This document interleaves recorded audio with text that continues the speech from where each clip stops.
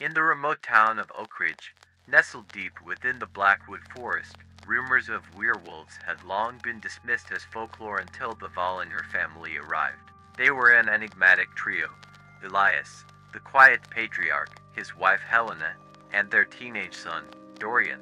They were kind-hearted, always helping their neighbors, never raising their voices, and often volunteering for the town's various causes.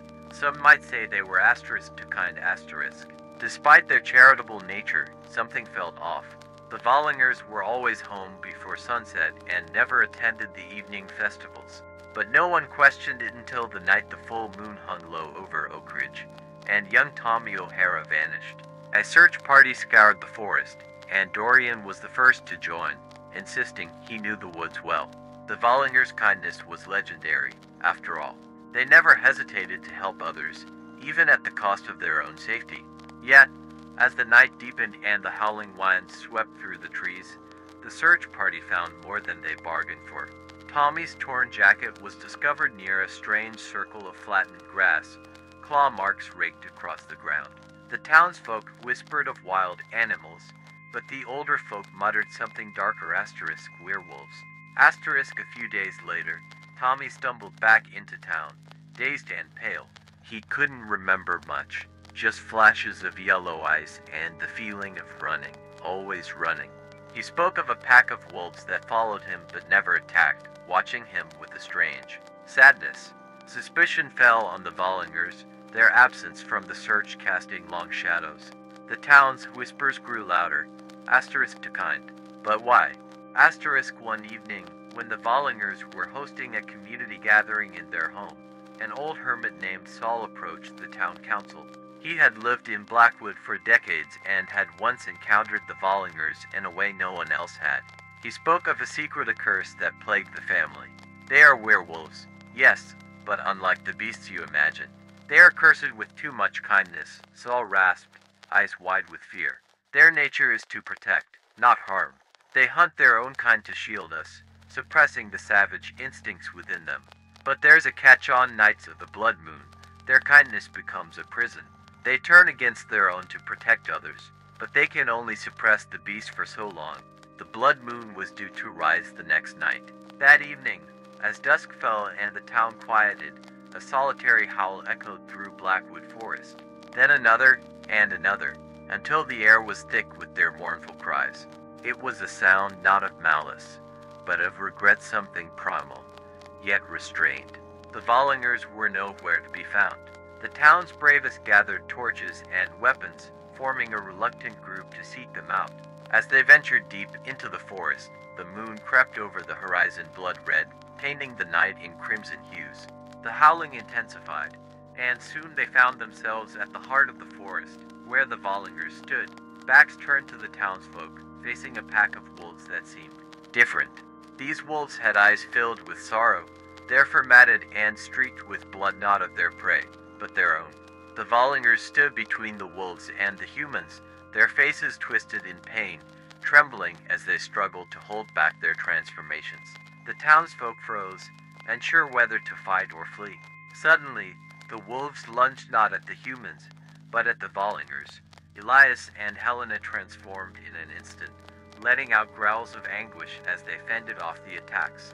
Dorian, still holding back his change, fell to his knees, eyes wild with terror as his body convulsed. The wolves seemed torn, hesitating between attacking and retreating, as if bound by some unseen force. In that moment, it became clear these were the Vollingers' kin, cursed to hunt their own kind out of a twisted sense of duty. But something was different this time. The blood moon had awakened an ancient hunger. As the battle raged, Dorian's cries pierced the night. His transformation complete, he stood a massive, silver-furred wolf, eyes filled with a terrifying kindness. He howled, a sound that shook the trees, sending the attacking wolves fleeing into the shadows. But the Vollingers were broken, exhausted by their struggle to protect the town once again. The townsfolk, now witnesses to the truth, retreated in silence, leaving the family in their torment. They knew the Vollingers had saved them, but at what cost? How long could kindness hold back the beast? As the blood moon faded and dawn broke, the Vollingers disappeared into the forest, leaving Oak Ridge to wonder if they would ever return, or if the next blood moon would bring their final transformation.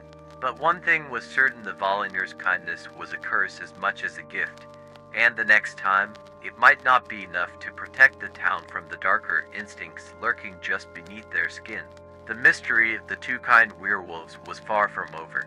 Weeks passed, and Oak Ridge returned to its quiet routine, though the shadow of the Volleyers lingered in every hushed conversation. The townsfolk debated whether they should prepare for another blood moon, or if they should simply leave the forest in peace. Some suggested hunting down the family before things spiraled further, but most couldn't shake the image of Dorian, his eyes full of sorrow as he fought to suppress the monstrous side of himself. Then strange things began happening. Livestock went missing, but without the usual signs of a wolf attack. No blood, no tracks, just an eerie silence. At night, the townsfolk began hearing distant howls again, though different from before. These were deeper, more guttural, as if something far darker than the Volleyers had taken up residence in the woods. Tommy O'Hara, still pale and distant from his ordeal, started having strange dreams. In them, he saw the Volleyers not as wolves, but as human forms trapped in cages made of bone, their eyes pleading for help. He would wake up gasping for breath, his chest tight, as though something was pressing down on him. He tried to ignore it, but the dreams only became more vivid. One night, Tommy's dream changed.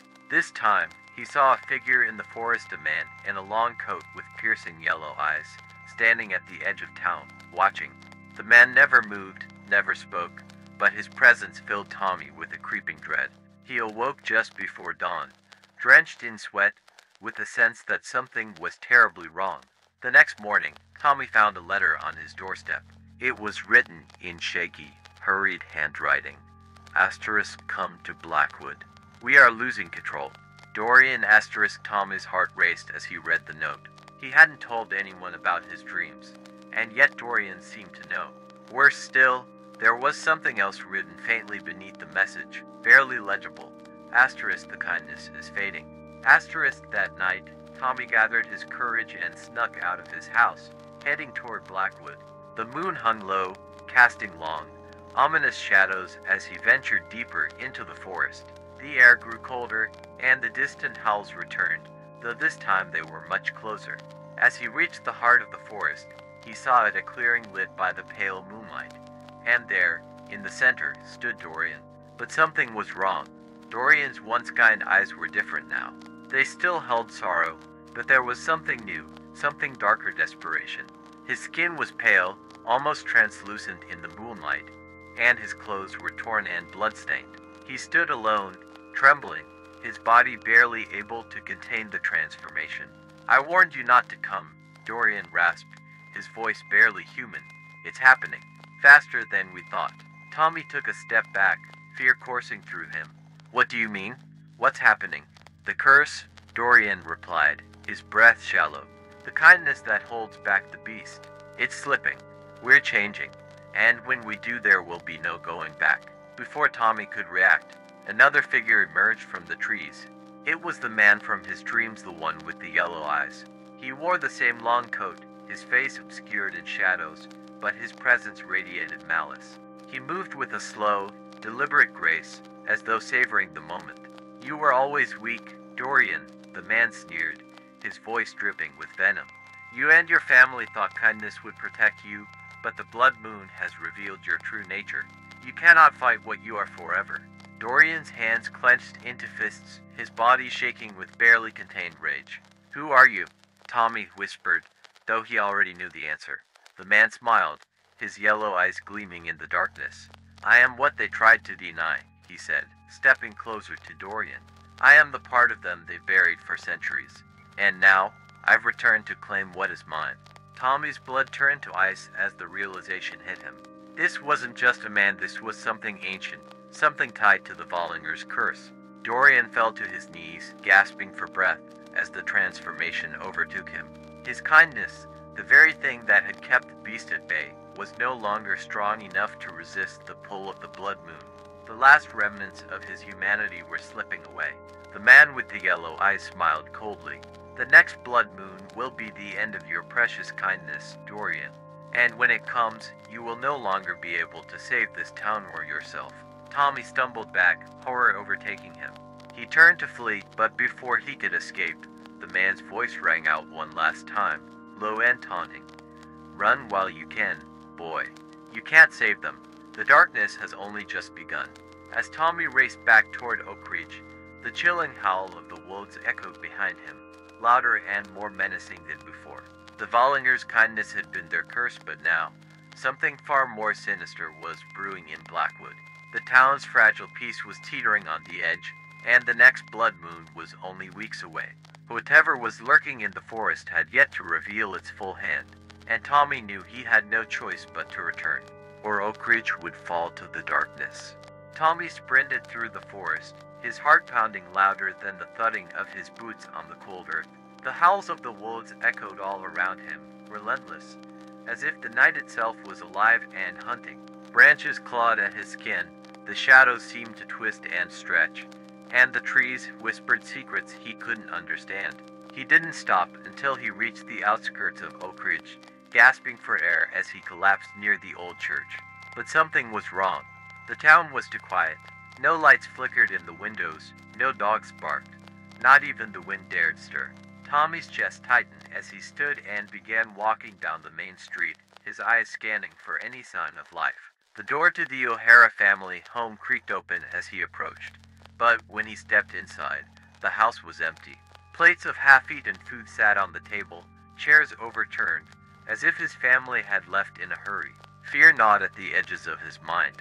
He rushed to the neighbors' houses, one by one, only to find the same eerie emptiness. It was as though Oak Ridge had been abandoned overnight. His thoughts raced back to the clearing in Blackwood, to Dorian's warning, and the yellow-eyed man's chilling words. Asterisk, the darkness has only just begun. Asterisk, panicked, Tommy turned toward the center of town. Maybe someone was hiding in the town hall. Maybe they had taken shelter together, preparing for what was to come. But as he drew closer, he saw something that made his blood run cold. In the middle of the square stood a single figure tall, unmoving, the man in the long coat. Tommy froze, his legs refusing to move as the figure turned slowly, his yellow eyes gleaming in the pale moonlight. But this time, he wasn't alone. Around him, shadowy forms began to emerge, familiar faces. The townsfolk, all standing still, their eyes blank, their skin pale as death. They surrounded the man like silent sentinels, their bodies swaying in unison with the faint and natural breeze. The man smiled, a thin, cruel line stretching across his face. "Welcome home, Tommy," he said softly, his voice echoing through the empty streets. "You see, Oak Ridge belongs to us now." Tommy's breath caught in his throat. His mother, his father, the people he had known his entire life, all standing there, lifeless, their eyes no longer their own. What have you done to them?" Tommy's voice was barely a whisper, but the desperation was palpable. The man in the coat chuckled, the sound like dry leaves scraping over stone. "It's not what I did, boy. It's what they've become. The Vollingers' kindness was a shield, yes, but now that it's gone, they are mine. And soon, so will you be." Tommy stepped back, shaking his head, terror clawing at his mind. "No, I won't let you." The man's eyes glowed brighter, and the shadowy figures began to move, stepping closer, their faces void of emotion. Tommy recognized them all. Rs. O'Hara, Amar, Griggs, even his little sister, Amy, her small hand clutching a stuffed toy. She looked up at him with wide, empty eyes, her lips parting as she whispered, "Come with us, Tommy. Come home." He staggered backward, his heart shattering. "No, this isn't real. It can't be." But it was. And as the townsfolk advanced, the man in the long coat spread his arms wide, his voice low and mocking. "The Vollingers tried to protect you from this, but their kindness couldn't hold out forever. Now, their curse will be yours. The blood moon rises soon, Tommy, and when it does, you'll join them." Tommy turned to run, but as he did, he caught a glimpse of something in the corner of his Idorian, standing at the edge of the square, watching. His tall form was hulking and broken, formatted with blood, eyes filled with an unbearable sadness. He met Tommy's gaze, as if silently pleading for forgiveness. Before Tommy could cry out, A hand small, cold gripped his wrist. He looked down in horror to see Amy, her lifeless eyes staring up at him. "Stay with us, Tommy," she whispered, her voice an echo of the town he once knew. "You can't run anymore." The yellow-eyed man smiled wider, his voice soft and taunting as he said, "You've been too kind, Tommy. Too kind to escape what's coming." The shadows closed in, the faces of his family and friends pressing closer, their breath cold on his skin. And just before everything went black, Tommy heard one final whisper in his Verdorian's voice, distant and hollow, "Run, while you still can." But it was too late. The blood moon would rise soon, and when it did, the darkness would claim them all, and Oak Ridge would be lost forever.